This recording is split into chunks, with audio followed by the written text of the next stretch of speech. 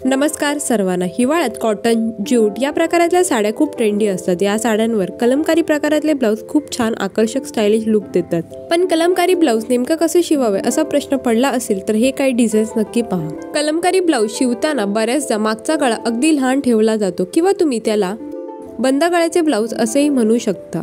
कलमकारी कपडा आणि साधा कपडा असे कॉम्बिनेशन करून असे सुरेख ब्लाउजही शिवता येतं। हल्ली कलमकारी कपडा आणि त्याच्या जोडीला सिल्कचा एखादा कपडा घेऊन त्यावर थोडे वर्क केले जाते। असे ब्लाउज सिल्कच्या साडीवरही खूप छान दिसते।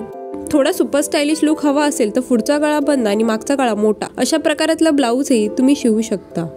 हे एक वेगळ्या पॅटर्नचे ब्लाउज पहा। हल्ली अशा प्रकारच्या मागच्या गळ्याच्या डिझाईनची खूप फॅशन आहे। अशा पद्धतीचे ब्लाउज परफेक्ट फिटिंगचं झालं तर ते नक्कीच खूप आकर्षक दिसते। कलमकारी कपडा आणि त्यावर एम्ब्रॉयडरी किंवा कुंदन वर्क, मोती work, mirror work, thread work असे प्रकारही सध्या खूप ट्रेंडी आहे।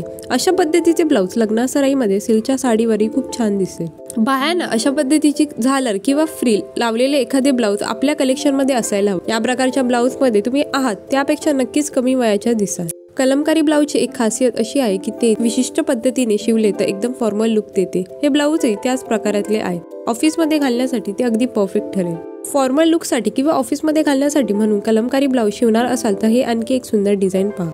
व्हिडिओमध्ये दाखवलेले कलमकारी ब्लाउजचे डिझाईन्स तुम्हाला आवडले असतील तर व्हिडिओ लाईक आणि चॅनलला सबस्क्राईब करायला विसरू नका। चला तर मग मंडे भेटूया नेक्स्ट व्हिडिओमध्ये। Till then bye.